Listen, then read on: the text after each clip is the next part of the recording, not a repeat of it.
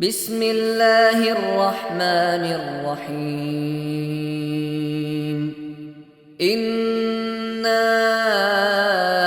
আ'তাইনাকাল কাউসার। হে রসুল সাল্লাল্লাহু আলাইহি ওয়াসাল্লাম, নিশ্চয়ই আমি আপনাকে কাউসার দান করেছি। ফাসাল্লি লিরাব্বিকা ওয়ানহার।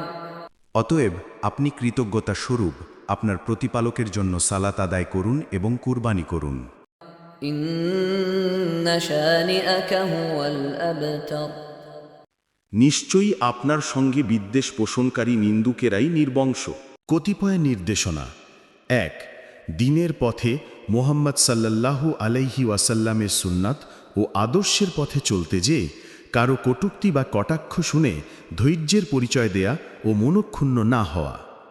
২. পার্থিব ও জাগতিক নিয়ামত অপেক্ষা দ্বীন ও পরকালের নিয়ামতকে বহুগুণে প্রাধান্য দেয়া। ৩. মানসিক ও সার্বিক দুঃখ কষ্ট লাঘবের জন্য সালাতের মাধ্যমে আল্লাহ প্রতি মনোনিবেশ করা। ৪. আল্লাহ তাআলা ঈমান ও হেদায়েতের যে নিয়ামত দান করেছেন তার কৃতজ্ঞতা স্বরূপ ঈমান ও হেদায়েতের দাওয়াত দেয়া। ৫. হকের শত্রুরা চিরকালই পরাজিত ও পর্যদুস্ত হবে, এ কথা দৃঢ়ভাবে বিশ্বাস রেখে সত্যের ওপর দৃঢ়পদ, অটল ও অবিচল থাকা। কোরআনুল করিমের সবচাইতে ছোট্ট সূরার ৩টি আয়াতের ৩টি বিশেষ দিক নির্দেশনা। ১. দোজাহানের সর্বশ্রেষ্ঠ পানীয় হাউজে কাউসার প্রদানের ঘোষণা। ২. হাউজে কাউসার কৃতজ্ঞতা স্বরূপ নামাজ ও কুরবানির নির্দেশ।